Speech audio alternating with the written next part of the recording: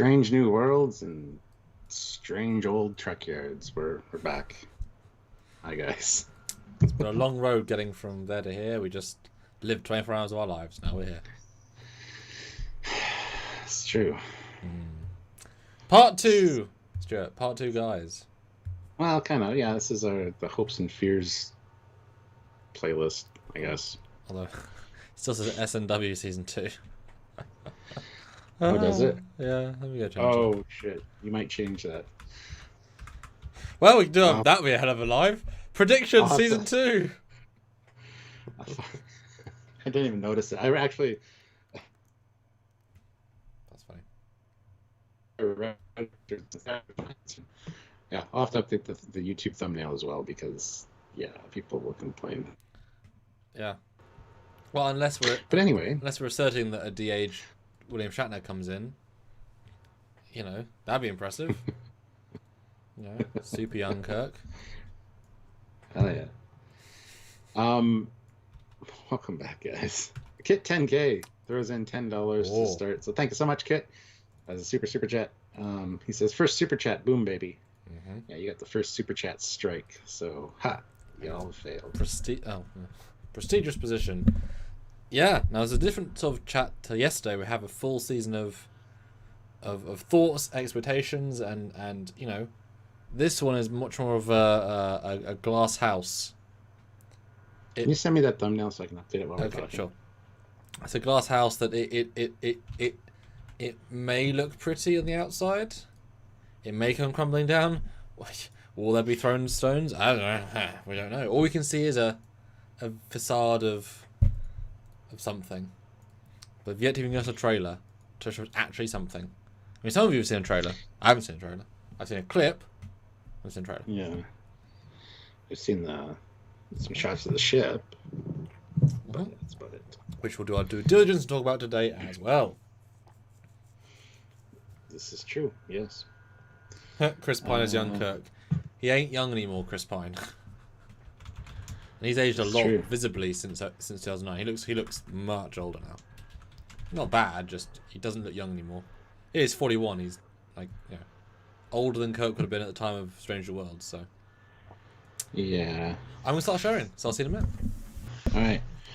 Well, guys, you know the routine. As you saw, Kit 10K already threw in $10, which is a great way to support our channel and help us out. So if you're able to, please consider doing so. We'd really appreciate it. He's standing on the way. Super chats are a great way to get your voice heard. We do read them all on the air. So if you guys have something to say or have an opinion on something and want to make sure that we read it, that's the best way to do it. We do read other comments and questions, obviously, from the other chat as well. But it's a great way to show your support for the channel. You can also join the channel. Make sure you're subscribed, obviously, and click notify. Those are very important. But there's a join button down there. You can see what you might want to do on a monthly basis to help us out, or you can head on over to Patreon/Trekyards. That is another way to do it as well, and that's another thing we'd really appreciate. So if you're able to, please consider doing so. And there's other links down below to the TeePublic store, the Teespring store, all that kind of jazz. So, and there's affiliate links for like Eagle Moss and stuff like that. So if you guys want to help us out in those ways, click those links, check out those descriptions, do all that fun stuff. And of course, one of the easiest ways to help us out is just by hitting that like button. And let's see, we got, sorry, I was on the wrong screen. 50 people watching with 34 likes, which is amazing. So I think we can hit 50 likes easily. So hit that like button. It's super easy, barely an inconvenience for you guys. So hit that like button and help us out that way. And just remember, you can set a PayPal as well. If you don't want a super chat, just send the PayPal to trekyards@hotmail.com and just let us know in the regular chat that you've actually sent that email or that sent that payment, and we will check your comment or question via the PayPal email, which is actually better because I think you can write longer things. It's kind of unlimited as far as characters, unlike the super chats, but super chats are a way to like instantly like throw color on our screen and show us that you guys appreciate what we're doing here. So but yeah, here to talk about season 1 of Strange New Worlds. It's coming out in May, and we're going to be talking about our hopes and dreams and fears and whatever for the series. As you know, with new Star Trek, it's always it's hit and miss generally. So I mean, it'll be interesting to see how they handle things and what we've seen so far, and we'll have a little discussion as to. I'm back. About him being back. Yes. Thanks, Matthew. Who will play Foley and Calkins in the Kelvin timeline Trekyards? I mean, we played ourselves a few times in the Kelvin timeline, so it always went great. Yeah. Taylor T, $20. Thanks so much. Amazing. What are some storylines from Enterprise TOS that you don't want them to revisit? Thanks for the stream. Storylines. We don't want them to. I can throw out something.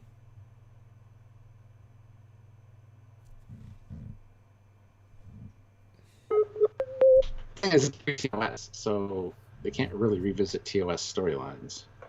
Hi, Stuart. Welcome back. Yeah. I didn't say much, thank God. I said it's pre-TOS, so there's no way they can really revisit TOS storylines. But if you mean like same storyline, just with different, like insert new alien race here, anything attacking Earth, just don't have Earth be a target. That'd be great. For me, in a sense, anything from TOS, because like they've already butchered the canon of cloaking device of Klingon ships. They've undone that and haven't even answered it. So that's just a canon breaking flaw in Discovery, etc. Yeah. So they are going to do things like Meet the Gorn first. And they're going to do things like meet Trelane. Like they're going to do things like meet the Q first because they can't help themselves. It's a lot of the same Discovery team. This group, Picard isn't, Prodigy isn't, and Lower Decks isn't. This is some of the same team. Akiva Goldsman, etc. So, yeah, they're going to actively think. This is the new flagship show in a sense, exploration vibe, which is what we want. But they are going to do stuff that breaks canon. I mean, they might find a clever way around it, but they'll do stuff that they shouldn't be doing often, I think. Well, William J. says you can't do the Romulans. Yeah, well, we said that for Enterprise, and guess what? And these guys aren't as clever as the Enterprise writers. I know. And I agree with John Pappas. No Harry Mudd. However, he was a big part of Discovery in a few episodes, and I think he's going to be making an appearance. I would be willing to bet that Harry Mudd's going to make an appearance in Strange New Worlds. At least twice. Well, they can't reuse any of the stuff for Discovery in the other shows, but this one they can reuse everything because it's the same era. I know they've obviously sold the assets from season 1, so they haven't got, they haven't got the clone costumes anymore or the uniforms anymore. They can make new ones, but then they're not the same, which is good. No, I think just stay away from TOS content. Stay away from. Oh God, I haven't thought about this, but stay away from the Spock character, which they really can't do because we know sort of where he is, and they can do so much harm to the one of the 3 most famous and loved characters of all time. And he had lots of problems in Discovery while fun to watch, emo Spock, etc. And having Michael Burnham be the reason he finds Kirk is horrendous and awful and depressing. That's one of the fears that I was going to mention for this stream was just the whole Spock. Looks like he's got a love interest storyline. And it's like, don't do that. It doesn't need to be T'Pring or whatever her name was. You don't need to do that, guys. But they're going to, because I don't have a problem with him and Nurse Chapel, who's in this,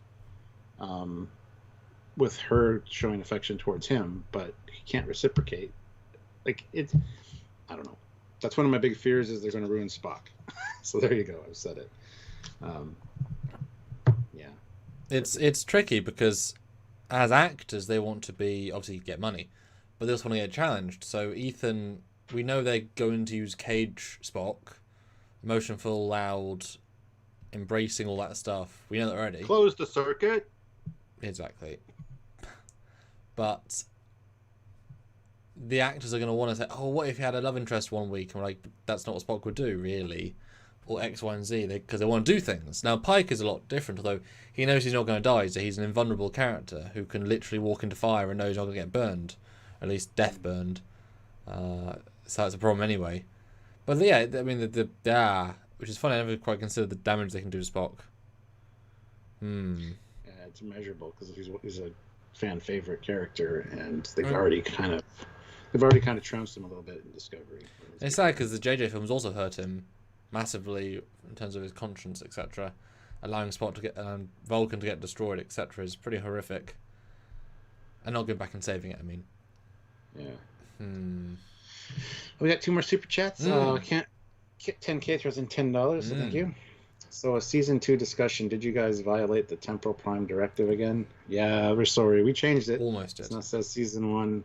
We almost screwed that up. We got to pretend that we haven't seen season 1. Oh no, we haven't seen season 1. We've just seen season 2. Well, that's why it's confusing. I know, but now we got to pretend like we didn't see season 1 or 2, and we have to talk about season 1. They can't know that we have time travel. Anyway, Kit 10K puts another $10, so thank you. It might be interesting to do Strange New Worlds, to have Strange New Worlds make first contact with the Cardassians, since they've never really said when the Federation met them, at least not that I'm aware of when they did. That could work. We know there was a Cardassian war pre-TOS, or pre-TNG, I mean. I mean, that could possibly work.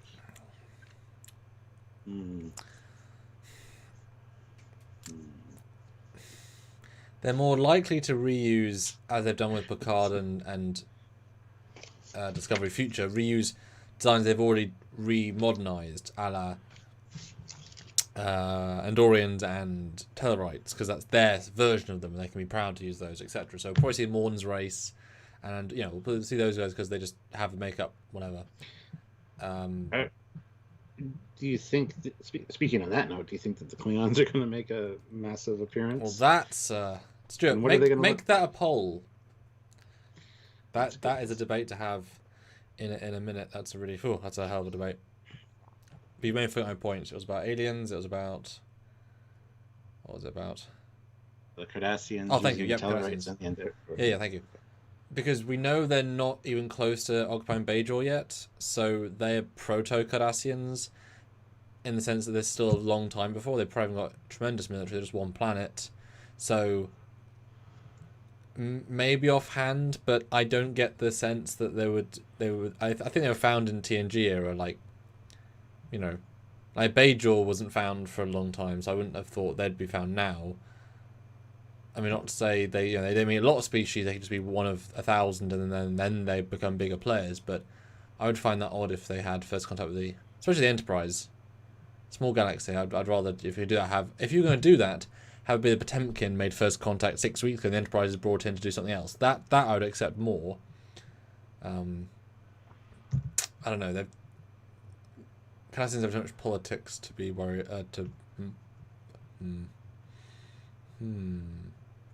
But I do hope that we do see more Telosians. It would be shocking if we didn't see Vina and the Telosians again, because that story isn't finished. Yeah. And they can double down on Spock. They already have all the makeup and designs, and we for the most part liked it. And so for for Pike to have a love interest of Vina through telepathic signals is quite sweet. Or help me, Pikey One Kenobi, you're my only hope. I'd be fine with seeing more of them. They were good. They were fine. That's a huge. That is his story. So including that in some way would be nice. There, the poll is up, guys. Go vote on the poll. I'll let Samuel read it. Oh, thank you. Do you guys want to see the? I went away. Do you guys want to see the? K-Wait does that. As soon as you start going. Do you want to see the Klingons on this series? The options are yes, Discovery Klingons. No, don't show Discovery Klingons. Yes, you smoothhead Klingons. Make Klingons look like TNG. Then yes. Some weird options there. I just didn't know quite how to word it, so I want it. This should be telling, for sure. So. They can easily win that battle though. Easily. They can, but will they? Like, that's one of the things people are screaming about now is where are the Klingons in the 32nd century? And they could be eradicated at this point. Who knows? But how are they going to show them when they show them again on Discovery? Because there's going to be at least one that has to show up at some point. But But yeah, I don't know, man. That's another one of my fears as well is, yes, screwing canon again. I mean, Enterprise kind of did it on a few little things, but this is a lot more potential. Like, yes, showing the Romulans, showing the Gorn, showing, you know, messing up the Klingons and the pre-Cold War, or the Cold War that they're in at this point. Because we have seen the Discovery stuff, and this is just a continuation of the Discovery aesthetic, the Discovery universe. Characters. Like, you know, Yep. you know we're going to see... I hope we Georgia. don't. You know we're going to... Georgia's going to show up. Well, we don't know that, but that possibly. Yeah, it's very likely we're going to see them go to a starbase in the Discovery uniforms. And it's like, ugh. I mean, And the starbase is probably going to look like crap, too. Well, whichever. But it'd be nice if this was their symbology of now moving officially past the Discovery art design. We skipped it in Discovery, gone. Even the shuttles. Hopefully they will not ever show those uniforms again, except like an extreme flashback. But not even Pike wore those uniforms except on Discovery. So those were old for him as well. He hasn't worn those for a long time, at least before his mission out. So hopefully they're going to commit to, well, what the phases look like. You know, hopefully they're going to commit to not Discovery props, even if the fabrics are still quite Discovery. The overall look is very Discovery, and the transport room looks like a Discovery transport room. You know, it doesn't look like TNG, doesn't look like Voyager, doesn't look like TOS, looks like Discovery. You know, it's very easy to work out. Because fundamentally, guys, this is a Discovery spin-off. Right? Picard is a modern, dark drama. It's not a TNG spin-off, it's just a separate thing. Prodigy is a kids-based Voyager spin-off, and Lower Decks is a balls-to-the-wall Rick and Morty spin-off in Star Trek. Christian Montgomery, $2. Thank you. USS Intrepid Vulcan Constitution class, Ooh. please. I mean, I've always been intrigued by that line.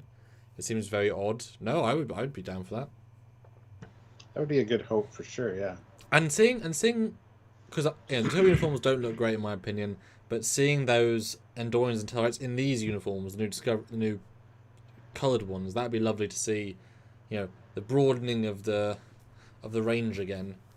Yeah, and future going, Enterprise did the story to explain the smooth heads. Yes, they did, which we should be seeing plenty of in Pike's time.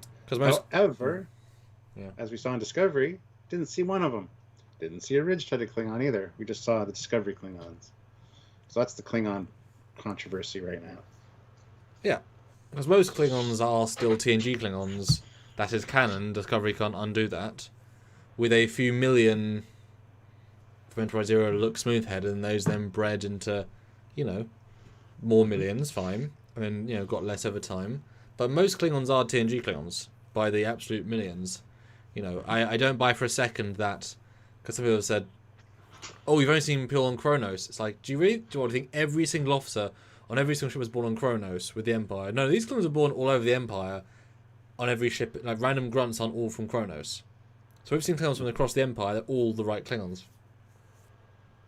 Yeah, we should see a mix of Klingons, but we were saying that all through Discovery as well, and we never got it. So. And by that logic, hey, put in a couple of Discovery Klingons. You just need them as the lowest percentage of TOS and TNG, and that would be a win if they had all three. It would be great. It'd be a great scene of we meet this Klingon ship. It's a Klingon envoy talking about peace treaties or something. You see the ship pull up to the Enterprise. Then you see down in the shuttle bay, let's say, you see the shuttle go in. Then you see Pike and Spock and them waiting by the shuttle bay door. The bay depressurizes like the old TOS style used to do. The doors open. You see two Discovery Klingons come out, and we're like, oh no. They both step aside, and then you see like a smooth head and a ridged head Klingon come in behind them as to address Pike, and just use the Discovery Klingons as like the guards at this point. That would be fine. I would love the oh no, and then the oh that's great, like as a way to say, hey, we know what we did wrong, and here you go. No, that'd be fun. That'd be awesome. Because part of the original idea before it was changed, because Brian Fuller was gone, was that they were a hyper-religious sect that looked different. Yeah. So if they retconned it, saying, even though it makes no sense to Discovery because everyone was it, but if you retcon it saying, oh, this is the religious sect, and they're so loyal, they would keep them as soldiers, kind of like Remans in Enterprise, Reman soldiers. That'd be fun. and it would be really satisfying to see all the different Klingons in one place. Obviously, you do Discovery Klingons with hair and still less makeup because it's still a bit too full on. You know, the idea of the sensors in the back of their head is just nonsense because no one ever had that. So no, wrong. I think we'll have to see Klingons. That would be, it's the TOS staple, and we should be getting close to the Cold War Klingons. And the fact is, all they have to do is just show a fucking Klingon, a proper Klingon, and we'll be good golden solid moving forward. That's it, you know? Don't even, I mean, yes, if you want to just have TNG ones, fine, I'd love that, it'd be fine, you know? Yeah. But if you just have that, then suddenly it reopens up the door to these Klingon encounters, the most famous race. Then you can have, you know, the Discovery TOS Bird of Prey, which we can then sort of say, okay, that fits into canon. It'd be interesting if Pike becomes friends, kind of like Archer and Shran, with a Klingon, who we start out seeing as a smooth-headed Klingon, nothing really said about it, blah, blah, blah. And then later in, like, season 3 or something, he shows up again and he's got ridges. And it's like, yeah, I had my cranial reconstruction surgery, because that was a thing at the end of the Enterprise episode. Yeah. Looks like cranium reconstruction surgery might become pretty popular. So I mean, that'd be kind of fun. Yep, 100%, 100%. Yeah, I mean, there's ways of utilizing that super well and super effectively, and it'd be odd if they didn't have any Klingons, even as much as a single episode where they're at a planet on the edge of the borders. You know, if they're off exploring a planet and they meet a Klingon ship also exploring, and just like the TOS episode. You know, they're wondering, okay, how are we gonna negotiate away this Klingon, and we don't just get, you know, not violent, but, you know, dramatic Klingons. We get some other sorts. Yeah. Kid 10K throws in $10. One thing I'm hoping for is to learn more about the background on Pike and Number One. I'd like to know more about them, like their family, among other things. Which I'm sure we're going to get. We see Pike on his horse in the poster. I'm sure that's going to play a major role. Or not a major role, but you're going to learn more about him and his... Pike's going to be the focus. And I think Number One is too. I hope they don't ruin her character. Stuart, what character? Exactly. They already kind of did with the Spock Turbolift one. Well, but I can retcon that out as being shittery. She was much better in her 5 scenes in the other one because she was just being a good officer. Well, that's the thing, though, isn't it? There really isn't much of a Pike or Number One character, Una. To ruin, yeah. Yeah, there isn't much. Now it is. I'm happy that Pike's the centric of this show. That's really exciting. You know, do we want to know who his parents are? Would it be really cool to see an older, you know, Anson's, you know, third cousin's dad is playing his father, and he's in an admiral's uniform. We get to see a TOS admiral's uniform, and you know, is that interesting? Do we care enough? Because Pike for me has always been a very, as in the show, a very symbolically simple character. And even Discovery didn't develop him too much. Do you need as much of a backstory? Do you want the fleshing out that a hero role would allow for? You personally? Yeah. Absolutely would. I would love to learn a lot more about Pike. As who just said that there, Pike's horse will be named Number One, but Christian Montgomery says, I want to see some 6-shooters hanging up in Pike's ready room. Yes. He's got that Western kind of, he's like an old cowboy. And yeah, if that could be tied in, absolutely. I'm definitely down for learning more about Pike. And it'd be certainly fun to do. And again, this is stuff that we would probably do. It'd be really fun to see flashbacks to him in cage uniform. Like, you know, like part of the story, it's like Book of Fett, is seeing him take on Enterprise. Is it like maybe he's in a coma one episode and he sees his first scenes? And can you imagine if they go film that in Ticonderoga? Because then that would be, for the audience, be like, oh, holy hell, the Enterprise is a lot different. Throw him in a cage uniform on that bridge, it's already a pre-made set. They're not going to do that. No, but I mean, there's, you know, thematically that'd be an interesting thing to do. Because that'd be great, and I can imagine doing him in cage uniform might happen at some point to see him a few years back. Because that's they get so much fan love for that. And I have a distinct feeling that we're going to see a lot of dream sequences or flashbacks or hallucinations from him, because he's already seen his death. Ooh. And we've seen things like Ooh. that kind of from him before in Discovery. Interesting. So I think we're going to see a lot of that kind of stuff, like him reflecting on his life, and he knowing it's going to end sooner than later. Oh, I don't know, but that's so dramatic for a show that is meant to be the fresh start to a exploration, happy days adventure. I don't know if I'd want that. I'm more of the. It also ruins the character. Not directly what you said, but the idea of knowing your own death means he knows you're not going to die until that moment. He's good, he's golden. There's no tension for the character. We know there isn't anyway, but they need to feel it. I'm still hoping for the effects, the memories of that dream wearing off over time, and so while he might get occasional flashes to it, he thinks it's a nightmare because he can't remember. That I think would be an easy retcon and allow everything to kind of status quo itself back again. Yeah. I wouldn't even mind seeing Tyler Vaughn come back for a mission to help them with something, because he's going to be like head of Section 31. In a TOS uniform. He'd look good in that. That'd be nice to see. Yeah. That'd be nice to see. But I really do think that you're going to see Giorgio show up. And maybe tell him a little bit about what happened to Discovery in the future, and, how she's now back working for Section 31 or something. I think there's going to be definitely an episode about that. The problem with that, though, is that it becomes then a springboard for that show. Which is what they want to do. They keep saying it's coming. Kurtzman keeps saying, "Oh yeah, that Section 31 thing is going to happen." So. Well, it's amazing how when things come out, they've said that for several years now. Yeah. And who the hell knows the real validity is, because as soon as you ask one writer on your staff to say, "Hey, can you take Thursday morning off and write a quick synopsis for an episode? We're currently in production of Section 31." It's like, well, we asked Bob to write a script. In the same way, those statements are made by Kurtzman. J.J. Abrams announced Star Trek 4, and most of the cast have said, "We've not been approached actively." Like, this is the other first. Yeah. Oh, we're filming this year. It's the first we're hearing about it. So if none of the cast knew they're in the film, which is, you need to know that. That is not how these things are done. That is incredibly inappropriate of them to announce that, because, that basically gives these actors the ability to say more money, please, because all of them can now raise their budget because they've now committed, although they said that, about multiple things and it hasn't meant anything, really. But, what a stupid, shocking thing they, and that's for their content. Because you wouldn't come out and say that, You wouldn't come out and say that if you had been.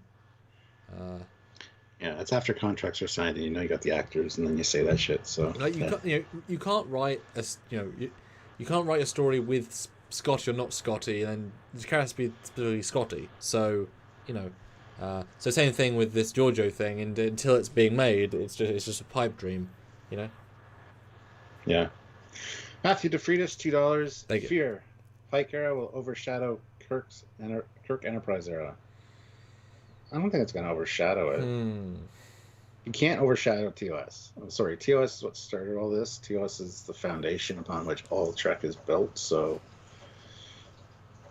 don't think that's possible. Do we know if Strange Worlds is set after Discovery Season 2 or before The Cage? Nope, after Season 2, which is after The Cage. So it's, I think, in about 3 to 4 years till TOS. So they only have a couple of years until they have to be TOS. Like, they haven't even got 7 seasons in them. Unless they literally just make it TOS, which they're never going to do. So, unless they literally want to run the clock, become TOS and retcon TOS fully, because now they are the Enterprise with Kirk. But it wouldn't be Shatner, so it's not really Kirk, not real Kirk. Yeah.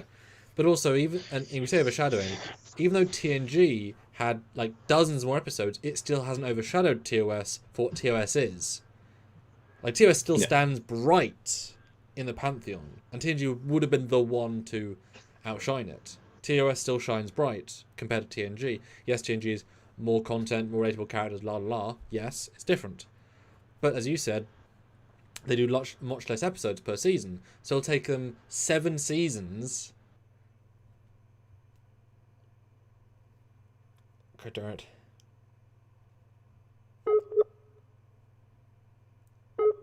Oh no, Stuart.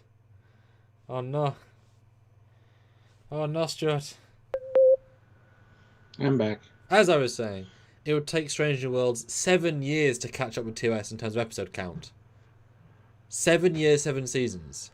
And if it gets 7 seasons, great. It'll just match TOS.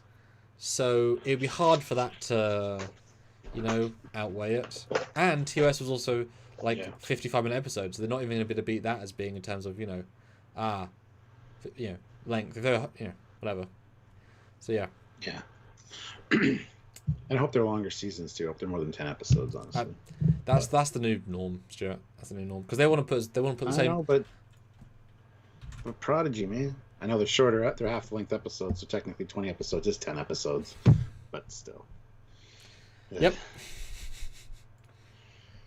Good tea, nice house. Puts in $5. Thank you. I would love to see an episode revolving around first contact with Beta Z. How hilarious would it be to watch the crew handle having their minds read? Well, everybody in Star Trek has their mind read at some point. Yes. Now that's a Beta Z I could get behind. I think that would be logical. I mean, that would be there's definitely several races that it's all headcanon, it's all vibe, but it would be fun to see a few first contacts with things we know specifically that can tie in directly. Although, and someone mentioned it earlier, I would love to see a T'Pol brought back because she's alive. I have no issue with that. Old as hell, but alive. Because we saw her in the other Enterprise episode, so we know how she looks at a certain age. I'll do some math. I don't think Jodine's acted for a while, but she certainly nailed a Vulcan. Yeah, I'm sure she. I hope she'd come back for this. That'd be amazing, actually. How old is she? She's only 46. I thought she was older. She had a TV movie in 2017, and then stuff in 2014. So yeah, she doesn't act anymore. Doesn't mean obviously fair enough she'll come back, but.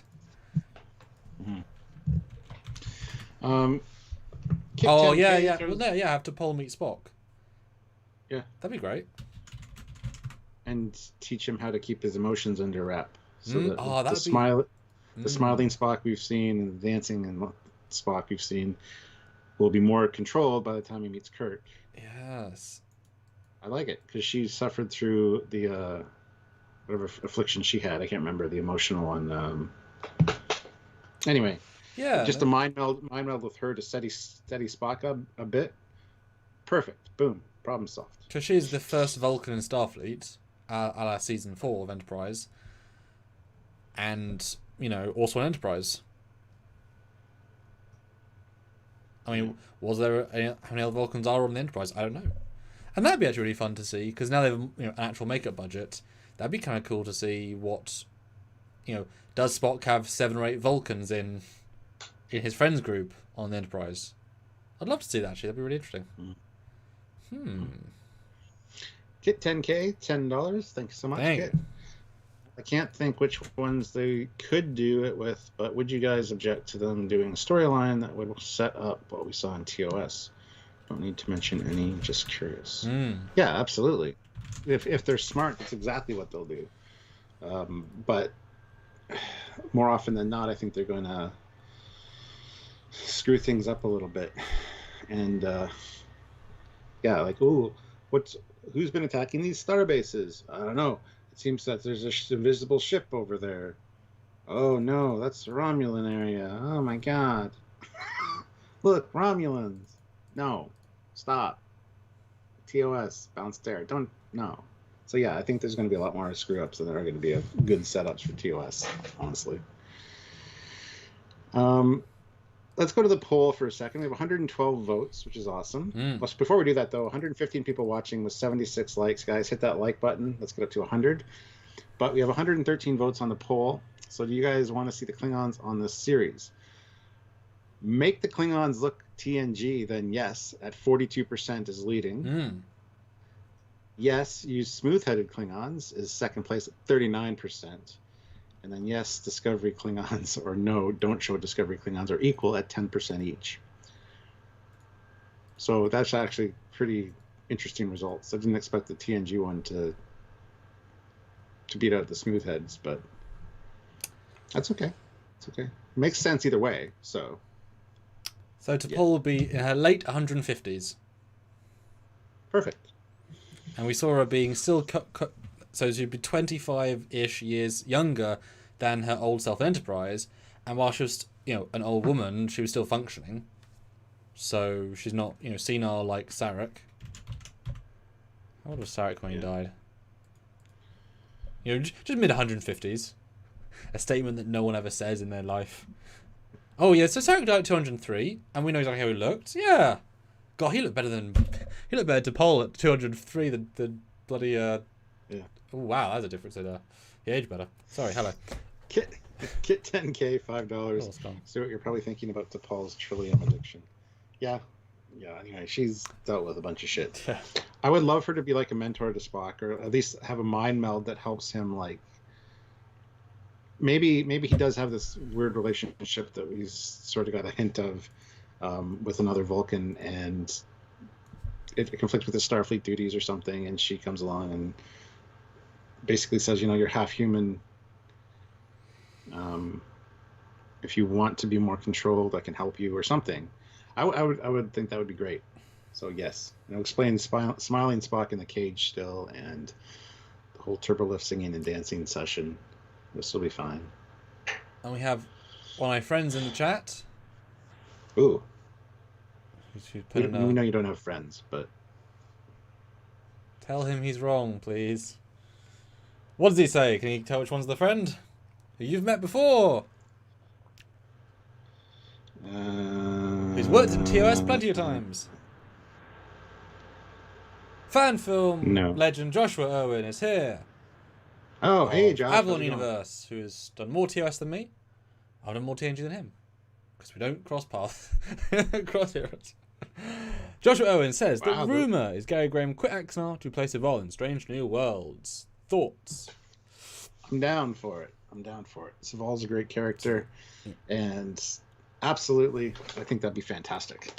Although seeing how he would be in his, you'd assume, 180s, he'd be exactly the same sort of very, very old, going senile vibe like Sarek did. But that would be, I was going to say before, they really should have one character do a send-off, as in from another show, to say what, that used to be the thing. Discovery obviously broke that.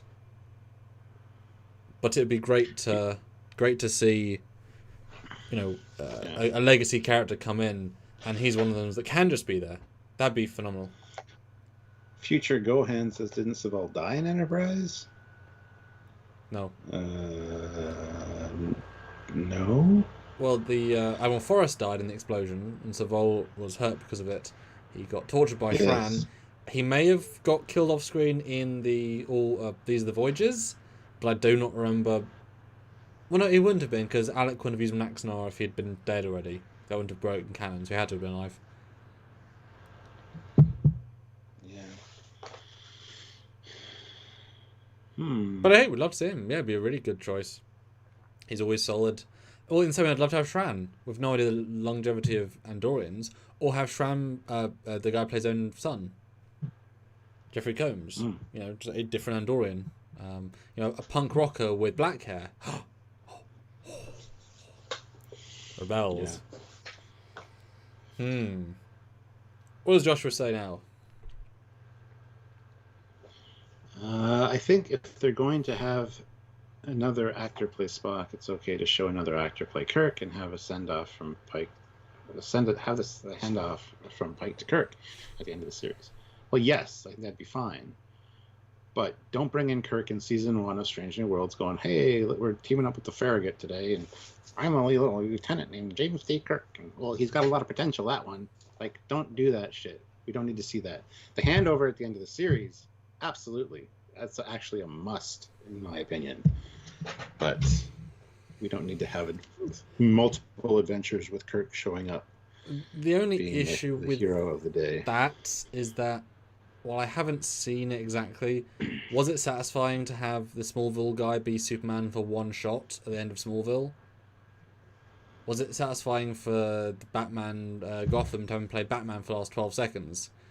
Having Kirk pop in for the last shot isn't going to be satisfying. It's going to be a tease of, goodbye. I'll accept that actor can then go to conventions the rest of his life saying, I played Kirk. Oh, for how long? 12.7 seconds. $10, please. Okay, Well, go. his career would be set. You just have to be in Star Trek. But yeah, I would prefer to see. I prefer to see Sulu and Chekhov because they can do nice developments for those. That said, don't make Sulu gay. Even George doesn't want Sulu to be gay. Make him bi if you really want to, but George, he's the guy. He says he wasn't gay, so it developed those characters a bit. We're obviously getting Uhura, which is phenomenal. mm-hmm. You know, almost pay the guys back. In fact, you know, bring in Walter Koenig and George Takei to be someone else. We've said it before. Have George be, Sulu's dad, Admiral Sulu, and the guy's like, Admiral Sulu. Yes, Admiral, other Asian name Sulu. Yes, my son. God, I've forgotten Sulu's first name. Hikaru. Yeah, my son's also in Starfleet. You might meet him one day. That would be lovely. That'd be enough for a send off.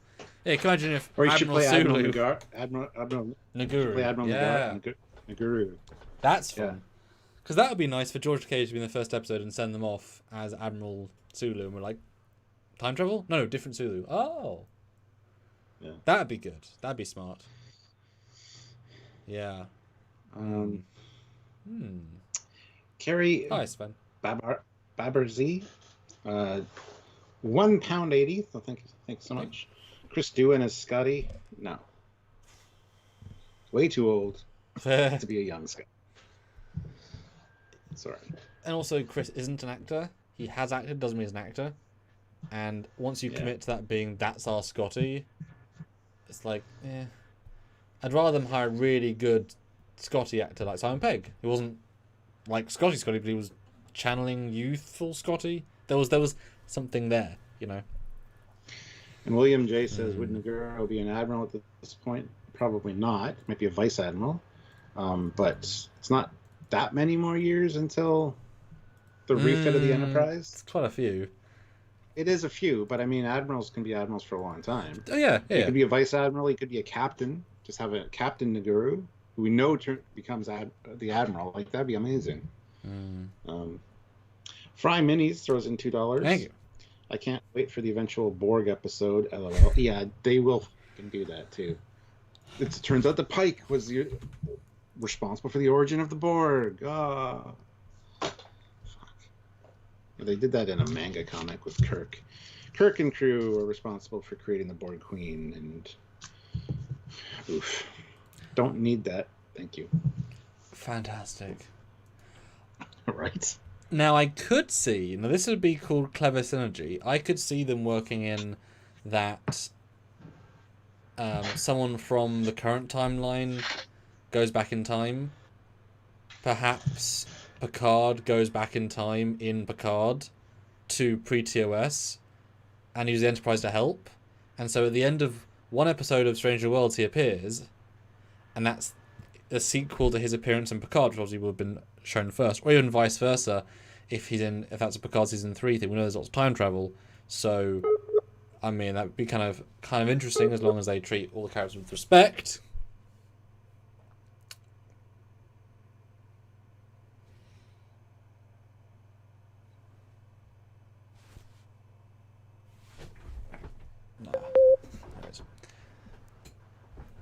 There he is. I was saying, would it be fun to see, Yes, Picard go back and meet Pike? And in fact, both in Stranger Worlds episode and Picard episode. Oh dear. Oh dear. What do you guys think? Yeah, I am. Darth Larry. Yeah. Oh, you guys have voted on the poll a lot. I'm going to end the poll doing about Kirk, I think. So I'd like to know what you guys think. We asked, do you guys want to see the Klingons on this series? 43% of you said make them TNG. If so, then yes. 35%, yes, smooth-headed. 12% Discovery, and 10% no, don't show the Discovery Klingons. Interesting. Kieran. Maybe. Put in the chat, who wants to see Brent Spiner come back as another Sung? Do you want to see Kirk in Stranger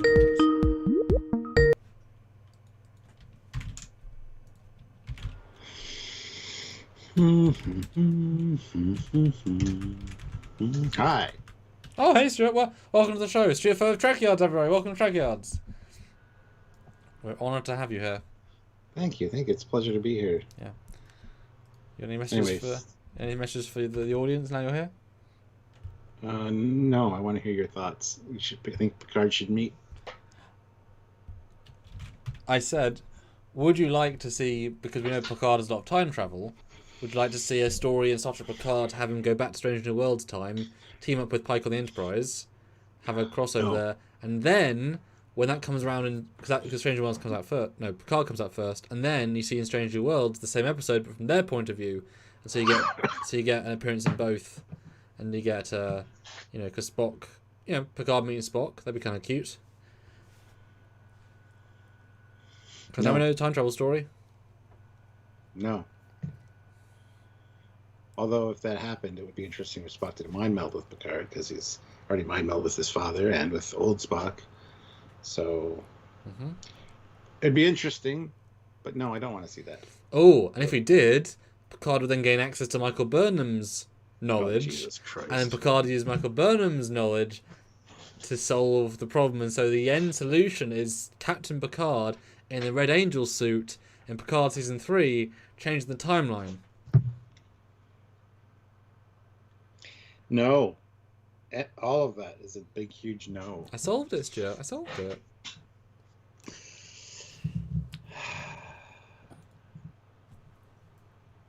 Read out a poll, Stuart. Read out a poll. Do you want to see Kirk in Strange New Worlds in any way? Yes or no? Go vote. Yeah, real Two simple more likes, one there. guys. 2 more likes to get to 100, but the new goal is 120. So hit that like button. So Christian Montgomery, $2. Joint mission with Captain Tracy and the Essex. Hey, I'm down for that. Let's see Captain Tracy before he goes insane. Well, any other colonies, any other ships, yeah. Saladin, but this might be a good time to talk about it though. We've been begging them to redesign the Enterprise to something a bit more, even just 10% more canonical, just 10, because we would have wanted to see any ship, but obviously they'll make every single ship look their design, which means we'll only get Discovery ships coming in. We're not going to get any TOS-looking ships or any remotely TOS. It's all going to be Discovery-esque ships. That's, It'd be great to see the Enterprise and then like a TOS Connie come in and it's like half the size. Meet our new ships. They're so much better. We'll refit you into you soon. How? Dieting. Shrink raise. Or shrink raise. Trust us, we got this. I think dieting's funnier though. You'd lose a few £100, Enterprise. Carl Babartsky throws in another £1.80, so thanks so much. Thank you. Peg Scotty, no. Oh. I liked him. Yeah, I did too. But like and as good as the original are not the same thing. They're all caricatures of the people. They're not proper versions of the people. They're caricatures. So yeah, for that I like them, but not as actual representations, etc. But I've got loaded up the shots that we are able to show from the conference, from the investors conference. There was a trailer shown, which was then removed, but there was a pre-clip clip, and we can show those. And it is focused on the ship. I have a question before we do that. Okay. How would you feel about Pike and company coming to the rescue of a ship? And on board the ship is, I don't know, Carol Marcus and a baby.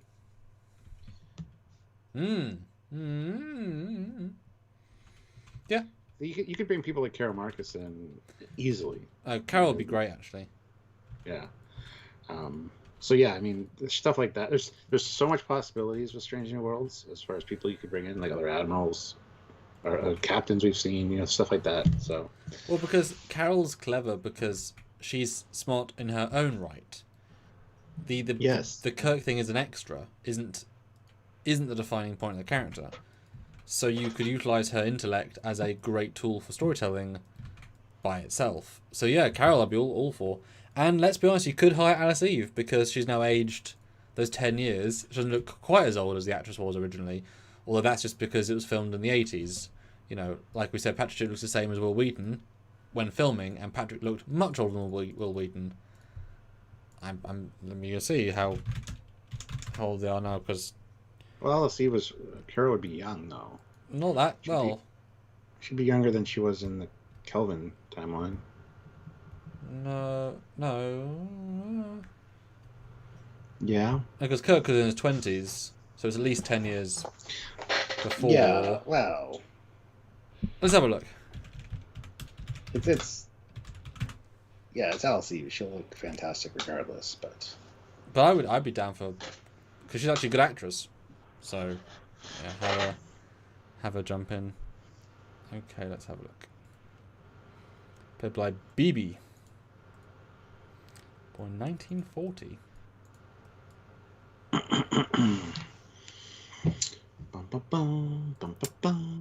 Go vote on the poll, guys. We have 79 votes. We still need another 13 likes to get to 120. So hit that like button as well. Do you have a super chat goal, Stuart? Yes, I would like another $80 would be fantastic for this live. Kind of, how about like yesterday's live would be amazing. So yeah, another 80 would be a good goal to have. So, and it's very easy to do. We're not even at the hour mark yet, and I'm sure there's a lot more that you guys might have suggestions for that you want to talk about. So if you can super chat them, we'd really appreciate it, and we would definitely have discussions based on it. Okay, so okay. BB is exactly the same age as Steve is now when she played Carol in Star Trek 2. Which means she's obviously too old to play her then. Which is weird then. You can have anybody play Carol. Well, sure, but that's even stranger, because then only 10 years ago she was playing young. Guys, it's amazing how people just look younger now, because she still looks great, and the other woman did not look young. William Dyer says Harry Mudd appearance. I mean, I guarantee you there's going to be at least 2 Harry Mudd episodes. Yes. Do we need it? No. Well, it depends. Is he going to be the actual Harry Mudd or the killer Harry Mudd? Yeah. Because if they swap to, they bump into Harry Mudd, because Spock never met Harry Mudd, so if they bump into him on a planet doing a thing, which they will, but Spock didn't know him, so they can't meet Spock. But Spock will have his brain removed before the end of the season. Series. Are you saying his brain? It's gone. Yes, it happens twice. And when they put it back the first time, they turned him into an unemotional bore. I don't know. But I could see a buddy cop episode of Mudd and Pike both being lighthearted. That would work really well. Where Pike is going somewhere on a shuttle and crashes and runs into Mudd, and they have to work together, and then Spock actually meets him. Yes. And then maybe they do some sort of darndish thing, and then he's embarrassed, doesn't want to tell Spock about it. Because we haven't necessarily worked out in canon how close they were at this point. We know that he risked his career to save him after he was paralyzed, etc. But I mean, he's only a lieutenant. He's not his right-hand science guy. He's just a guy on the crew.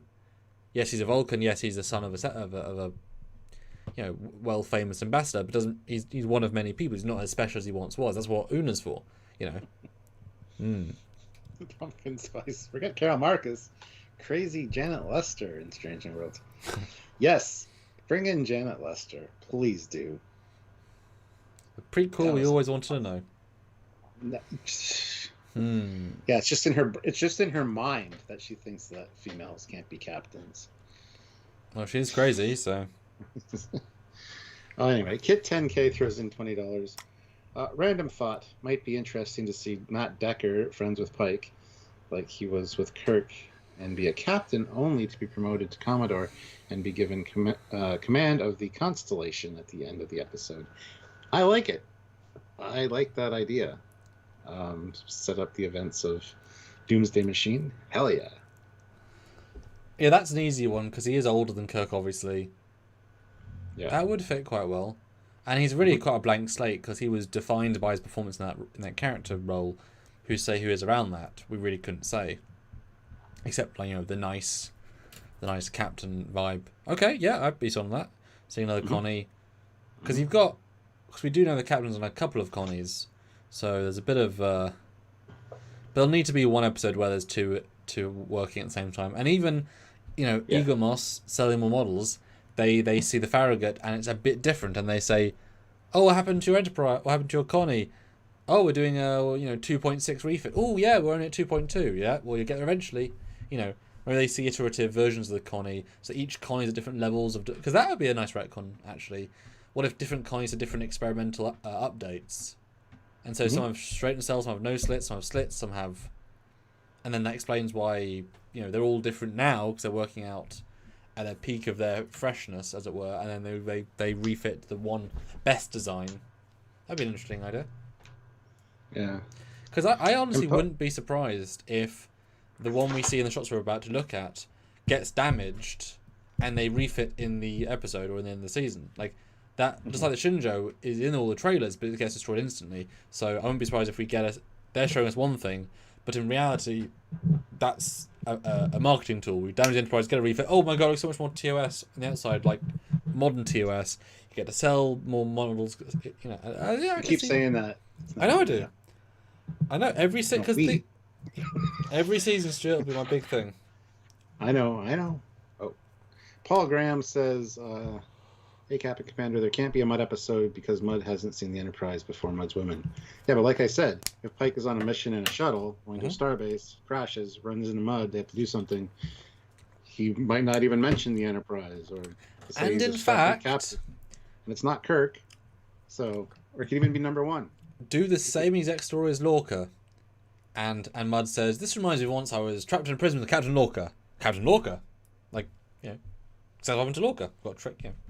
Yeah, it's that same story. Ooh, that's a hope that I want is for the Prime Lorca to show up. He died in the Mirror Universe, Stuart.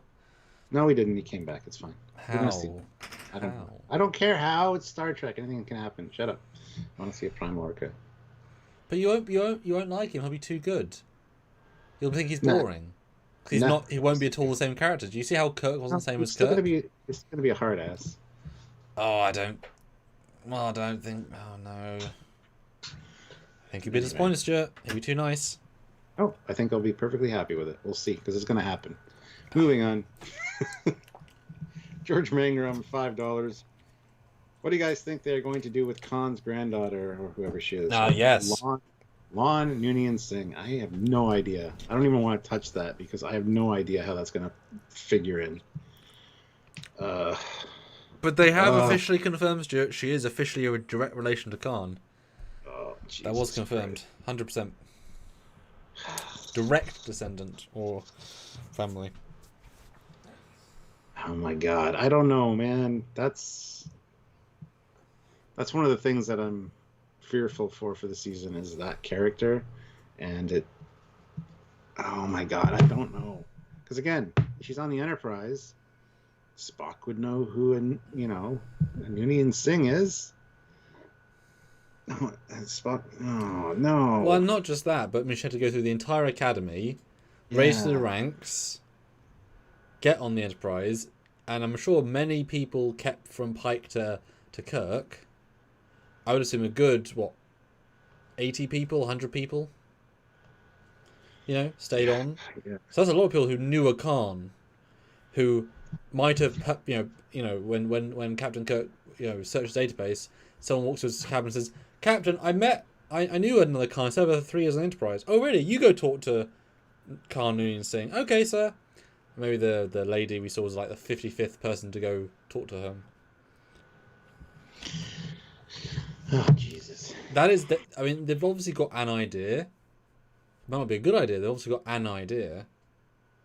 I'm still excited for it as a concept because it's such an interesting curveball. It's such a deep end level commitment, which they cannot not do. It has a lot of potential. I'm just not confident in their ability to make it not be shitty. It's nice, the idea that Star Trek, they both sort of is and isn't prejudice. It's a variable concept a little bit. There isn't just naive prejudice, I guess. Racism, etc. But we're also still a bit prejudiced against the guy called Hitler, And so the guy called Khan is also basically a Hitler. And so is it nice that she's not being anything? It didn't stop her in her career. I guess it's a nice symbol of how far we've come. It's a social statement that anybody can achieve, even if your family. I have the distinct impression her last name is not going to be Noonien Singh. As far as Lieutenant Smith, and eventually it's going to come out that she's actually, her real name is Noonien Singh. Well, her name is Singh, not Noonien. It's Khan Singh, I believe. It was what they said. No, it's Lon and Noonien Singh. Okay. That's what So I don't think she's going to have that last name. I think she's probably just deceived her way through Starfleet Academy with a different name, because that name would definitely hold her back. So she's taken on the mantle of another name, and it's going to come out eventually that her name is that. That's what I think is going to happen. Unless he's at opposite, that because she's a remnant of a genetically engineered, because she's had to be genetically engineered, at least the DNA is, so maybe she was handpicked as one of the few, enclave of Khan back in the day, as being really helpful to Starfleet, that she has this much extra strength and stamina, that she was handpicked and ended up being the good egg. So it's kind of the opposite. Kind of, she's there because she's so strong, like Orville. Someone always said the Orville with Alara. Yeah. Very much just there for the strength. Yeah. That's why she's on the Enterprise, to open the pickle jars. Call her Harrison. Yeah. That's good. That'd be a good joke. Lieutenant Harrison, yeah. That'd be a good joke. Paul Graham says there can so be a Prime Lorca. He can be awesome, a badass, every bit like the one we know already, except for he would be good and honorable rather than being evil. Good doesn't mean being a wimp. And I agree with that, because people knew Lorca. Even Cornwall knew Lorca. He acted enough like the Prime Lorca to make her not suspect something's wrong right away. He does, when he pulls a phaser on her in bed, I mean, hey, that rings some alarm bells. And she does say, you haven't been quite the same since your accident. So he's enough like Lorca that he can pull. So yeah, I have no problem with Lorca showing up. I want to see a Prime Lorca. It just has to happen. Okay. Moving on. The Horseman puts in 5 something. Oh. Thank you. That's an R. What about them finding one of the changelings that the founders had passed? Totally down for that. Brazilian reel. Brazilian reel. That's cool. Nice. What was that before? That's good. I like that. That's got some legs to it. Changeling. I would probably want the changeling to damage the ship's computers to erase all records of it, which it could do because it can morph through walls and such. Mm-hmm. I could see that. That'd be a fun one. Maybe call it a comaloid the whole time. Yeah. And then maybe at the end it steals a shuttle and goes to the wormhole, and that's how it goes through. Like by seeing the Enterprise's ship, it goes to the Gamma Quadrant. Could definitely work. Nothing is outside the realm of possibility in sci-fi and Star Trek, honestly. So unless it's the teams that want to make their own mark so hard they'll. Yes, but then it's just Discoverse. It's fine. It's not Prime.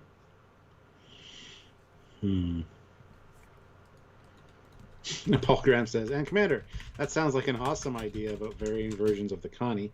You just keep saying it. Maybe the producers will hear it someday. Yes, that's the hope. But yes, I mean, we've been saying that all along. Maybe if they this is a refit. Maybe. It's like, we'll see. Yeah, it doesn't explain the size difference. That's the problem. If the ship was the correct size, refits make sense. Since it's not the right size and it's quite a bit bigger, it's just proves it's a different universe. It proves it's not Prime timeline. The proof is in our face. Anyway, let's see. Dave throws in £2. Thank you. Would a compromise be to see the USS Farragut only? Yeah, I'd love to see the Farragut. Mm-hmm. And maybe when you're on board, hear an announcement like, Lieutenant Kirk, please report to blah, blah, blah, blah, blah, while they're walking and talking. Perfect. Or have maybe Kirk bump into one of them and, sorry, sir, and like scuttle off down the hallway. Perfect. It'd be funny if it's just Chris Pine for like one, he bumps into a guy and like literally that's it, and that's his entire part. Yeah. That'd be funny. I'd laugh at that. Pine would never do it because he's an asshole. But He's not. But for a single day joke, he'd do that. That'd be funny. The cynical optimist throws in £5. Thank you. Great name, I love it. Mm-hmm. She'll find out what her last name is. The camera will zoom in on her face, and she says, "My name is God." Yes. Yeah. No, we have talked about it. It's probably going to be a reveal. Yeah, I think so. Which, hey, yeah. I'm good with that. And yes, no turbolift rides. That is done. Yes, please don't show the turbolifts. Oh, God. What? Oh, no, that. Oh. Didn't even occur to me. Yes, that would be a fear.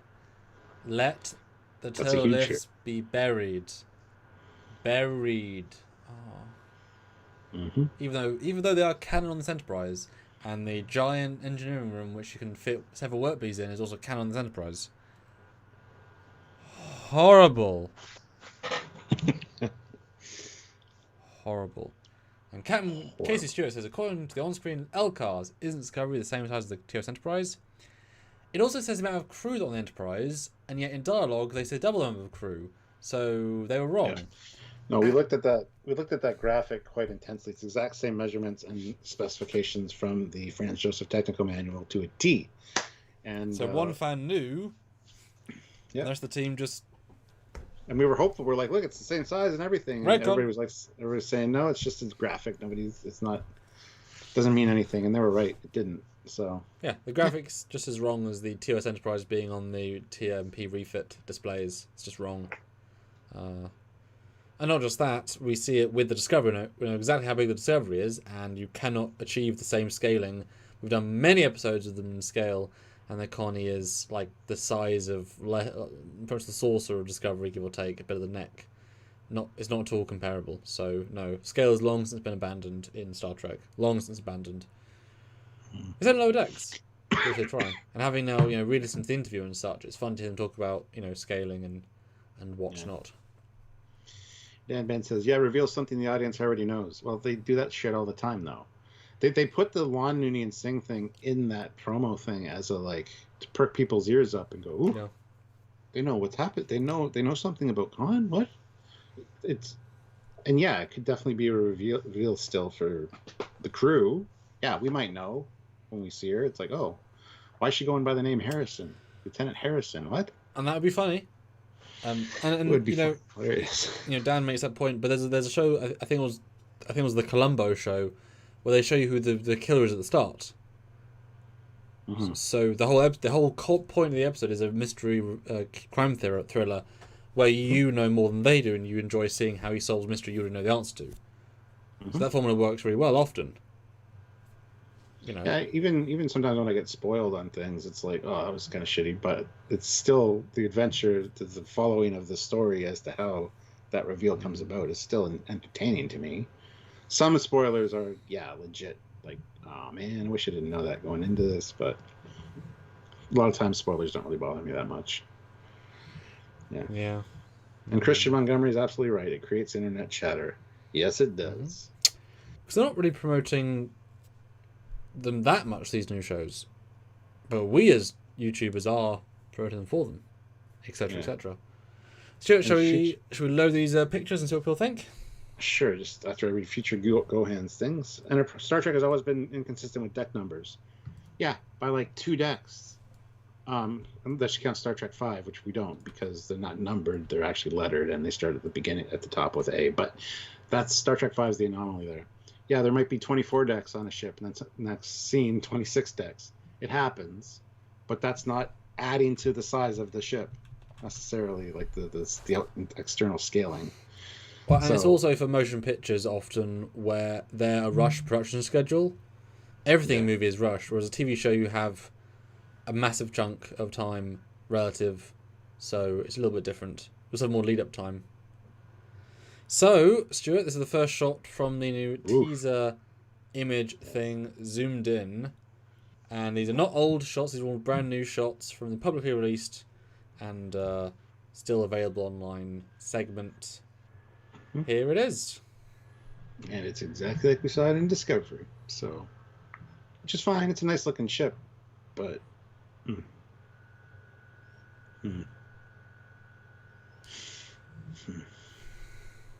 Let's just hope they don't show it from the front, because it's bad from the front. It's awfully perspective from the front. Yeah, it's too squat. Yeah, that's a nice shot of it, though. Like, that scene of it flying is beautifully done. They're definitely going to show it off. But you can see the slits in the nacelles. You got that huge landing area behind the shuttle bay. Ugh. The cutouts in the nacelles as well. Yeah. The very, very flat saucer doesn't conform. I mean, look, you can see the windows on the edge of the saucer are at the top of the rim. Doesn't make sense. I mean, it is, yeah, the more you see of Stranger Worlds, it's not going to be your Star Trek, it's going to be your, Discovery spin-off. Yeah, the paneling looks better to me. More grey, more appropriate, but God, it's so easy to improve it. What do you guys think? Well, here's where we say the obligatory, maybe it gets damaged in the first 3 episodes, because that's like the long pilot, or movie-long pilot length. And then it gets refit into... So all the shots we've seen in it in this thing are all from the first 2 or 3 episodes. That's often what you have, and that would be certainly powerful and clever. But the poor Enterprise, get the shit kicked out of it. How many refits has it had since we saw it in Discovery so far? Like, seriously. At least one massive one. And then after the battle where the rebuilt Discovery goes to the future, it's going to be, like, needing some work. Like, damn.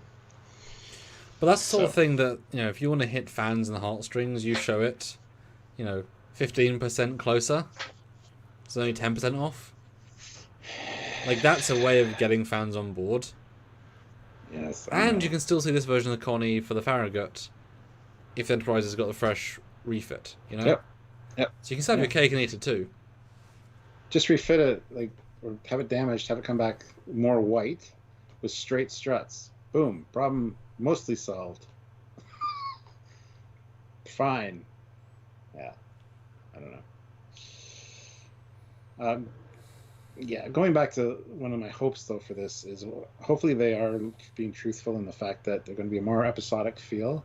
And also, let's get back to exploring. Remember when we were explorers?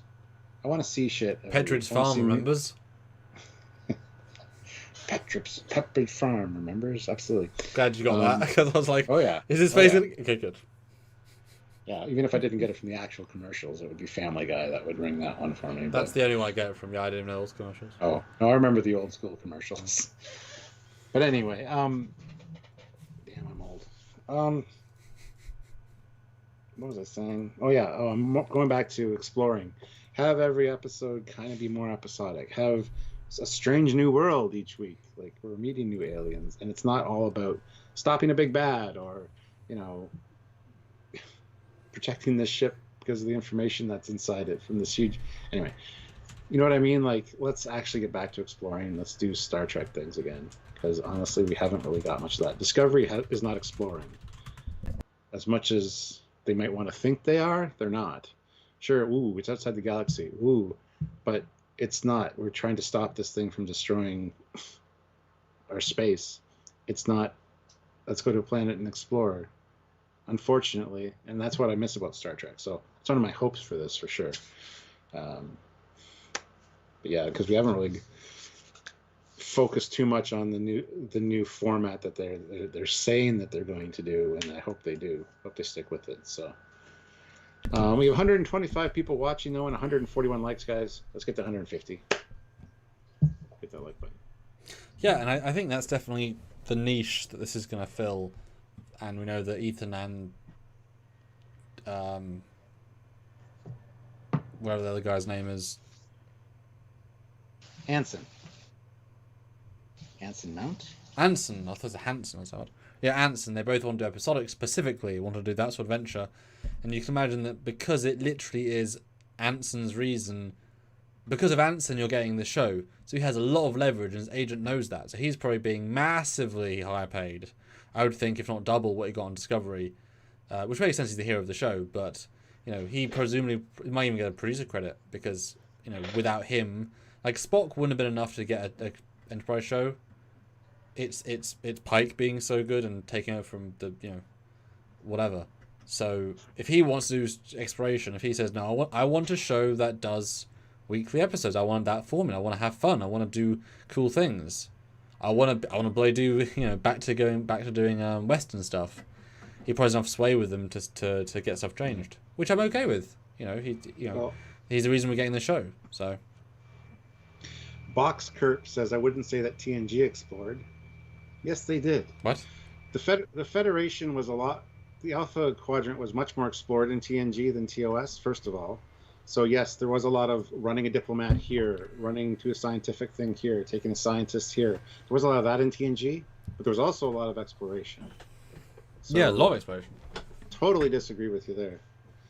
I mean, it wasn't every week. More in this, because even Janeway said, the time of Kirk and whatever was a different time. They'd be all thrown out of Starfleet in this era. Imagine it. The Alpha Quadrant, majorly unexplored. It was a different time. Although she also said no holodecks, no replicators, and Major Grin cuts to holodecks and replicators, so, It's like, Janeway says at school, so Discovery got it wrong, again. And obviously we don't mean, even if Enterprise D didn't technically explore the whole time, it still bumped into anomalies and things that would be kind of exploring new things. I'm still going to count that, even if it wasn't on a mission of exploration at the given time. And it's not like we bumped into this strange thing and then we talk about it for the next fucking 10 episodes. No. You can't say DS9 explored anything. Maybe a dozen times, half a dozen times. Like, they were not exploring whatsoever. Voyager's the explorer, honestly, out of the 7 shows. Out of necessity, though. Yes! Trying to get out of necessity. They actually have a mission, but yes, everything's new. So, I mean, they're the biggest explorers. Next, that'd be Enterprise, who really was like going out and doing. Like, yeah, I mean, DS9 didn't at all, and obviously Lower Decks doesn't, Prodigy doesn't, mostly. Outside TOS, it was Voyager. The Enterprise. Wow. Anyway, so do we have any more shots of the ship? Oh yeah, absolutely. This is the There's first one that shows the hull plating really well. Yeah, so this is the second view, which this one instantly tells me that it's not even at all different, because you've still got the same docking port between the impulse engines. It is like, it's sad because this ship is just a reminder of how bad Discovery is. It's like being an abuse victim and being like, seeing this, I'm like at flashbacks to how it's been misused. How it could be better. Like, it might be a nice design, but it's just, the door, the bulkhead that survives a photon destruction 1 foot away, despite the rest of the ship blowing up. So, big chunk out of the saucer, but the door's there. There's so much patheticness that just this ship is a part of that. Having those big, massive, connecting lanes that fold out from the neck. What? Use transporter rooms. Use shuttles. Yeah, the fact that it launched like 45 shuttles and 80 drones. Like, all these things, the baggage the ship has is astounding. Everybody's wondering where these shots are from. Is there a new trailer? No, not really. There's a video with Picard, Burnham, and Anson talking about just exploring and strange new worlds and stuff. And it's on YouTube. Somebody sent it to me earlier today. And there's shots of the Enterprise. And Trekyards says DS9 explored themes through or like war, religion, terrorism. Although so did Voyager. They do all those as well. Yeah. Just saying. Yeah. All Trek has, really. Yeah, well, especially those ones. These are publicly available. If you look for the Investors Conference, this is in non-redacted segments. These are perfectly free to share. Yeah. Yeah, I mean, I've definitely got it solidified in my brain. It's just the Discoverse. It's fine. I'll just enjoy it for what it is. Which is why we'll have to do some comparisons. When we see well, that's our ships and job. stuff. I mean, they say it's But- prime canon, so this is still gonna evolve into the TOS Connie. That is the canon in every other show, even things like Lower Decks and Prodigy. Stuart, we've seen. We didn't see the Discovery Enterprise in that graphic. We saw the Enterprise. This is the only odd one out, and Picard. Blair. So, like, this will evolve into that Connie. That is canon. Sorry, Secret Hideout. That is the canon. Yeah. But it's Next, well, you get close to it, and you see the oddity as well, the massive plating that makes me think of Discovery. Well, I don't think those impulse plates were there. Those big chunky boys. I don't remember those. And they can't even. It's got those 4 little rectangles, not even turned on the saucer. They're just black splodges. And what ugly Aztecing.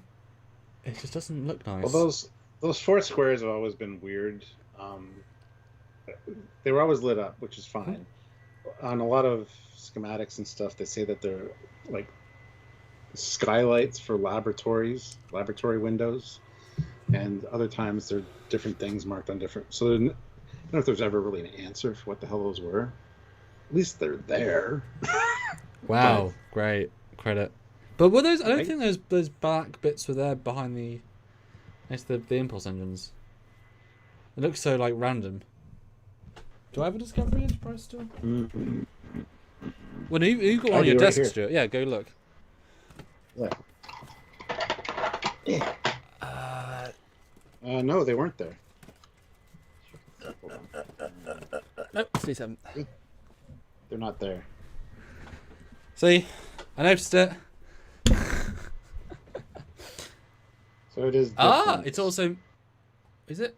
Is it missing the black lines? I think it might be. What?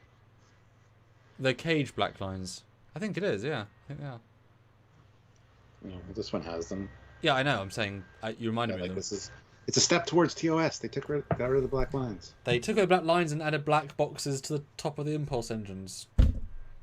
Like TOS. Yes. Well, actually, on the TOS Enterprise, there is those weird shapes right beside the. So it's a step towards that, like these things. Where is it? Right there.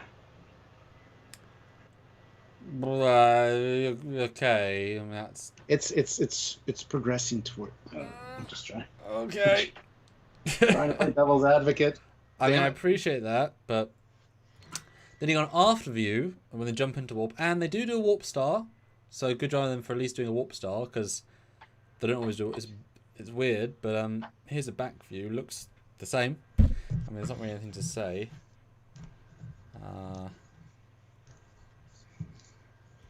Yes.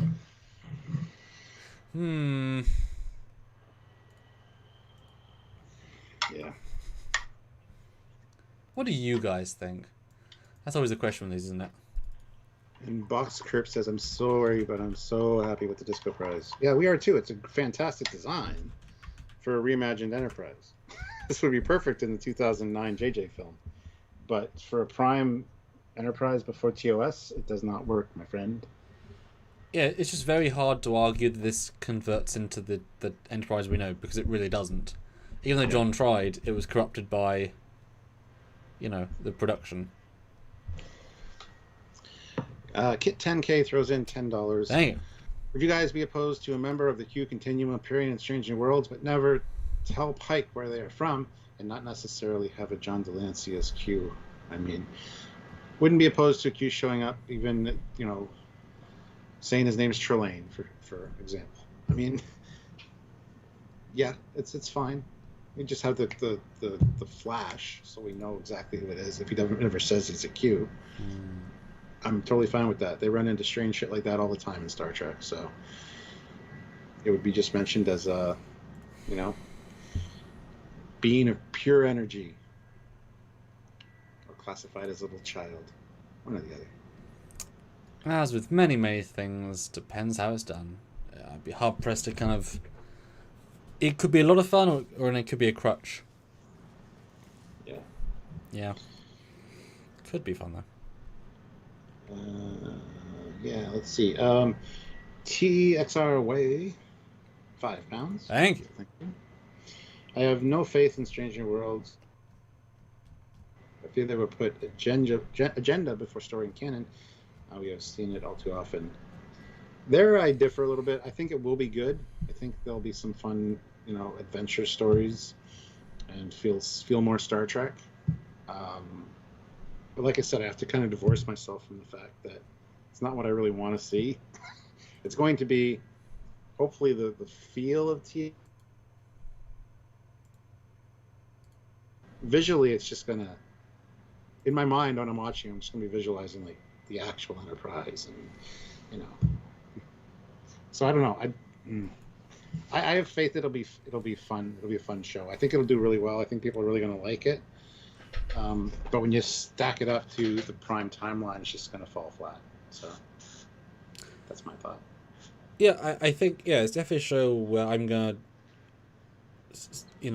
keep a layer of this is something else and enjoy the stories. But what we do is as you guys all know, we're a Trek analysis review tech breakdown. They say it is prime canon, which means every single tech thing they do is up for comparison to the prime canon of TOS. That is exactly what they've done by doing this. And so we will call them out for these things. It is not a visual reboot when you have all the other things coming out as being full canon as well. So we will play that game because they've told us it's canon. And they've certainly moved away from calling it visual reboots since Brian left. I haven't heard that from people. They haven't said Strange World is a visual reboot of TOS. I have not. They could announce that, but they haven't. We need to clip this little speech of yours out right now and have it as the beginning of every one of our videos talking about this show. So people, you said that so well. We'll play that game. I like that. But I think there'll be good episodes. I think I like all of the cast so far. The idea of them. Yes. I've met Ethan a lot. I really, really like him. We had a good chemistry. I like Ethan Peck a lot less. We don't have a good chemistry. But he's fine. He's good on screen. Kat Shatner, not so good in real life, better on screen. Hey, fine. Go with that. Not gonna think less of him. Who don't you like, Ethan? No, Anson. He wasn't as nice in person. Oh, yeah. He's Anson's an actor's actor. He's in it for the job and the work. He'll not on his own time. He even said that. Yeah. He even said that. I need a paycheck. Yeah. Which is fine. Hey, that's absolutely fine. But he's not there to be part of the Star Trek legacy in the same way. Whereas Ethan just appreciates it. Now he might have got more appreciative over the years, or the 2 years. I'm sure he likes it more as the hero of his own show. Like once he's been paid millions an episode or millions a season to be the hero, he's probably appreciate it more. But I can't judge him. It's all good. Remember when we saw him in Birmingham, and you said something about have they approached you about a series or something? And he's like, "No, what do you mean? I'm working this other job. I need a paycheck." Huh? I don't remember. I wonder if he was just. Yeah, you said something like that, and I thought it was kind of odd. So I'm wondering if you actually did know about it. It was just like towing the line of I don't know anything. What are you talking about? He's just a bit short, Oh my God, Joshua's plug!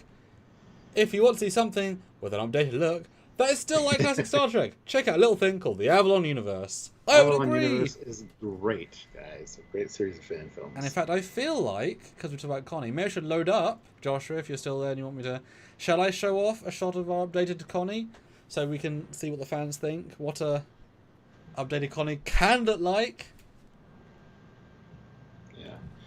Fox Kirk goes on to say, I agree that I wish they wouldn't have pushed so hard to say that it's Prime, but at the same time, the visual retcon doesn't bother me. Character changes would bother me.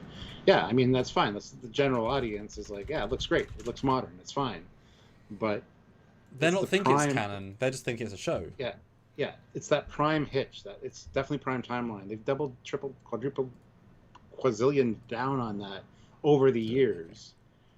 And it's visually it's telling you it's not. So, yeah, I'm kind of in that boat with you, man. So, I feel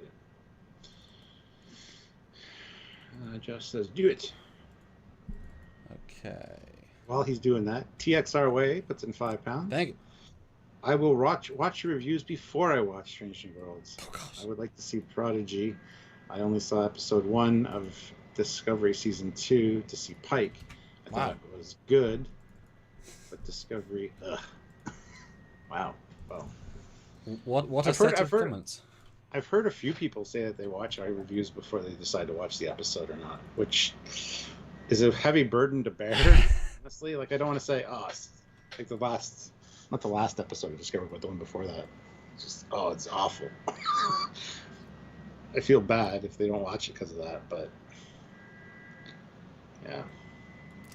Although you say that, but if they're then watching a 2-hour review of a 50-minute episode, they're burning so much more time, and they can't say it's a time-saving measure. You know, it's way longer to watch our reviews. All right, so this is the Discovery Prize that you all know and maybe love. This is a visual update reboot. This is the Avalon Universe Colony 1.3, I believe. That design. Oh, I'm on a 4K screen. Okay, hold on. Forgot we're on a 4K comp. There we go. Designed to be a visual evolution of TOS, not into Phase 2, its own beast, with its own design language.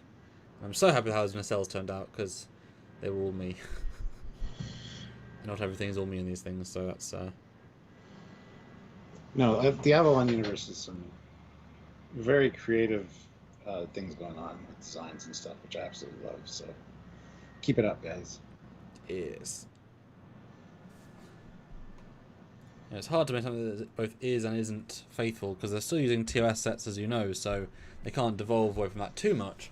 There's got to be an updated TOS rather than anything else. So this is, my updated TOS look. That's a little creative hiccup that I like. The fact you're forced to use a certain set, therefore you need to keep a certain aesthetic. Instead of having all the money in the world to throw at it and just fucking design everything. Mm-hmm. It's like what can you change and not change? Like it's hard to see in this shot. I can't. It's hard to see in this shot, but there's lots of greeblies around the shuttle bay door now, like the refit. So if you ever got close, it'd be way more detailed. And then you got aft torpedoes in the neck, nice and nestled. A big old docking bay in the neck, glowy for some reason. Wow. Might as well. And I really like my nacelles. They're very much like a proto Excelsior in a way. So there you go. There's my. It's great. You should be working on Strange New Worlds. Well, no, it's like I said about would we really if we had been asked to work on Discovery Season 1, would we really have wanted to have? Like the amount of mental gymnastics to be proud of that content is just too much. Having to honestly sell our creative souls for that paycheck is not worth it. Yeah. No, that's true. Now Picard Season 2 and 3, they've also got people on. It's gonna be more faithful, but that's why fan films are phenomenal. That we can do these designs, and I've been blessed to design a lot of really original stuff for Joshua. I really like my Bird of Prey. I really like the Bird of Prey design. It's super faithful, super hybridized. I've been asked by another fan film team that's not Joshua to design a new Romulan ship for the TMP-ish era. Very specific criteria, got to feel faithful. I had to design a 26th century Federation ship for some fan film that hasn't been finished yet, but conceptually, yeah, it's I like the limitations. Yeah, I like limitations. Now, yes, if I had more money, more budget, and more ability to create, I would have changed it even further. If you actually had like a really and in fact, if we do another refit, it'll be even more different because there is each refit it gets different, and so I'm not sure what we change for the next version, but the idea would be to find out how far can you go, etc. Kit 10K throws in $5. Wonder how drunk they were in thinking people would believe them that Discovery is Prime Universe. They must have been extremely high as well. No, they wanted to put their spin on it. We created this. This is ours. It instead of treating the canon and the TOS era like a period piece, like every other Trek had done for 50 years, and still has afterwards with Lodex and Prodigy. Exactly. Yeah, they just said, "No, this is ours." They literally pissed all over it, marking it with their "This is ours."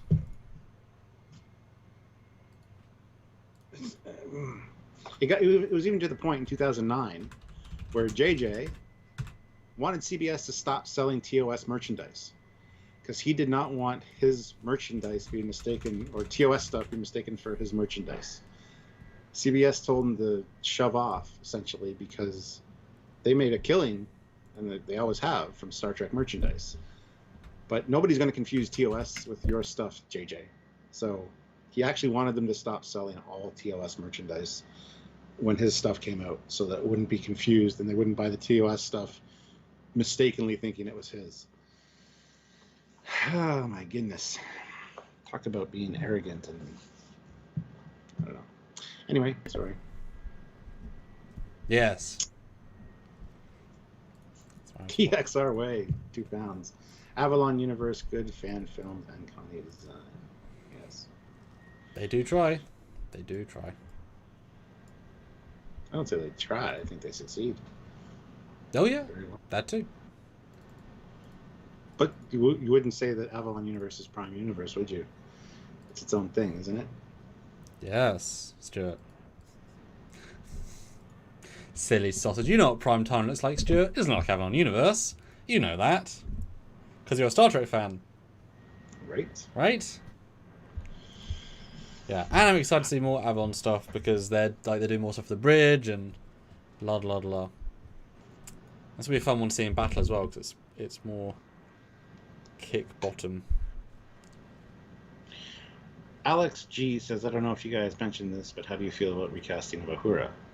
Good. Perfectly fine. Yeah. It's a young Uhura. It's fine. And it's kind of nice she's on Enterprise that long, which means she's, you know, what, 10, 15 years on the Enterprise? Wow. If only she learned Klingon during that time. I'm referring to Star Trek 6, she has to use books. I know you know, but I'm just for them. I know. Is this the last shot? I was going to say something clever, but I just didn't. Jack, weg, du, Jack! Mach da! Juno! We am condemning bugs, stuff, and things. And the Klingons guy's like, Are you stupid? What are you on about? You sound like a Discovery Klingon. So here is the other view, where you get to see the extremely platy paneling on the nacelles. Yeah. And this is very NXy. If this was a 50 years post NX Enterprise, I'm like, that works. Because it has that sort of, you know, chromium feel. In this shot's obviously very spec heavy. This would be a really cool like NX refit. Yeah, and if we can take what they're showing us here, you know, and I think we're going to have a lot of really fantastic ship shots in this show. Yeah, I do too. Like they're really going to show off their Enterprise, and that's cool. We love ships. I love the design of this Enterprise. I really do, despite what people think. It's just not Prime, but I'll enjoy the shots. So, and at least we get ship shots. Discovery was so bad for that for the first few seasons, and then we did see anything, it was too dark, and good God. Yes. Why is this? It's very strange. It's TOS versus POS. That's hilarious, Alan. I like that.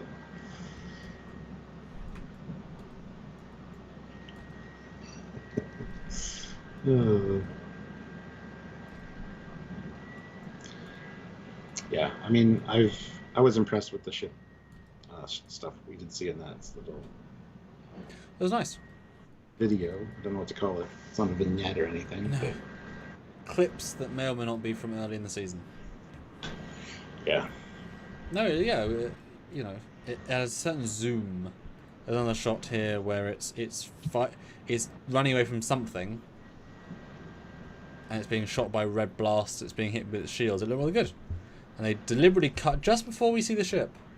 Mm-hmm. I wonder who they're fighting. Probably a Romulan. To which everybody would be up in arms. But they're red bolts, Stuart. Romulans fire green bolts. Well, yeah, that clinches it. So it has to be because canon. It's definitely the Klingons.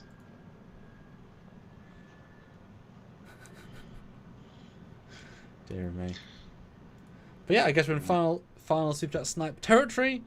The poll, Yes. I said before, with 210 votes, which is phenomenal. Do you want to see Kirk in Strange New Worlds in any way? And a 57% win there for no versus 43% yes. So over 100 people have said no. Interesting. And then some kind of name 17 says, I love this design so much. Highly prefer it to a functional ship. As a functional ship to the original. No hate for the original. Oh, each their own. I'm not sure how it's more functional though. Everything's a plate. And the cells, the window scale doesn't match. I don't know why it's more functional. Everything's stretched and... I mean, I like it enough to have this thing on my desk currently. And I've been swapping out my models since I got my new desk. So I'll have another one next month. But, I mean, yeah, I like the design, guys. Everybody's like, oh, you guys just hate the design. It's like, no, we don't. We really don't. Anyway. Yeah. And then tomorrow is your first reaction for Discovery. Yes. Which we'll see in the morning. Yes. And then Friday, of course, is our full review. Let's hope something happens this week on Discovery. That would be good. That'd be good. Well, I think it's called the Great Barrier, which implies a certain level of happening. They'll get to it. They'll get to the Great Barrier at the end of the episode and have to cross it. Surprised that the episode after that wasn't called Crossing the Rubicon. I mean, the episode before this was Rubicon, but anyway. Squadron Course throws in $2. Hope it respects canon and has good stories. Yeah, absolutely agree with that. General Grievous, $2. Scotty accent. What in God's name is that junk pile? TXR Way, £5. Avalon is its own thing. That's good. They can do what they like for creativity. If Strange New Worlds admitted it was not Prime, I'd be more open to it. Yeah, we said that about Discovery. If they'd come out and said this is a reimagined, rebooted, whatever, like the JJ verse, we'd be like, hey, cool. Your designs look pretty cool. And response, functional by our 21st century standards, which isn't a good thing in my opinion. Why is silver plates more functional? I mean, does the phone look less functional then? It's a blank screen. I think he means internally instead of jelly. We were not talking about that. We never mentioned internally. I know. So I'm not going to give that benefit of the doubt, because that doesn't look right. Trying to play devil's advocate. So Stuart, read the poll, and we'll give you 5 minutes to answer the poll. I was going to do a new poll, but you got me beat. You did. I was going to ask who isn't looking forward to Strange New Worlds. Nope. Do you think something will actually happen in this week's Disco episode? Nope. Slow padding, no big story. Or yes, it'll jump into high gear. Oh dear. Oh dear. Oh dear. Kit 10K throws in $5. At the time I wrote this, there is 158 likes. Let's go for 165, guys. We have 182 now. So, Boom. Thank you, Kit. Thank you, yeah. And Kit 10K puts another $5. Never mind. What about 180 now, guys? Never mind. 182 Kit. So, on chats for 200 for the next one. Oof. Yeah. If we can get 200 likes, that'd be awesome. But no, honestly, another $10 would be true. Great. You know, we still have the last super chat. Let's be honest, 11 would be the rounding up number. Well, yeah, but if you want to be, very clinical about it. Let's do it. $10 and $1. Yeah. No, but, $10 and 80. So I can't math. But yeah, thanks everyone for another fun discussion, theorization, and given there's so little talk about, we know. Although at some point a trailer will come out, I will discuss it. I'm thoroughly excited because we'll get a sense of the music, we'll get a sense of the tone, we'll get a sense of the characters. That'll be the real. Although they had the best announcement video with the cast and crew and such. That was very, very good. So as their only foot forward, it's great. Once you get past the art design.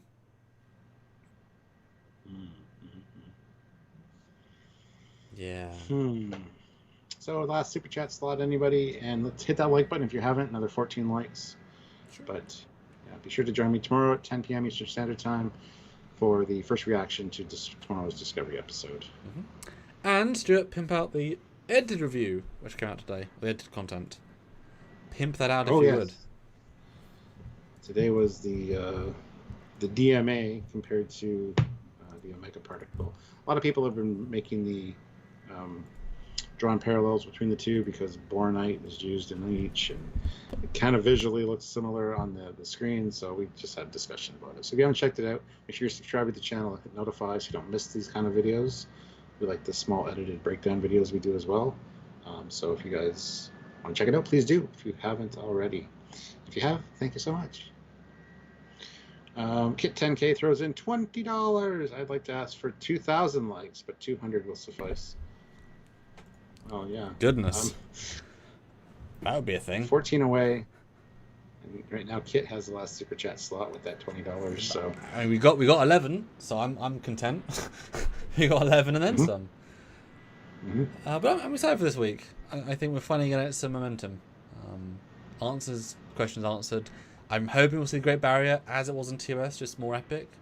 I'm crossing fingers, man. I'm crossing fingers. And I hope they all get silver eyes and end up killing each other. What a twist! Then Burnham will become a god character. What's their Esper rating? You need to know.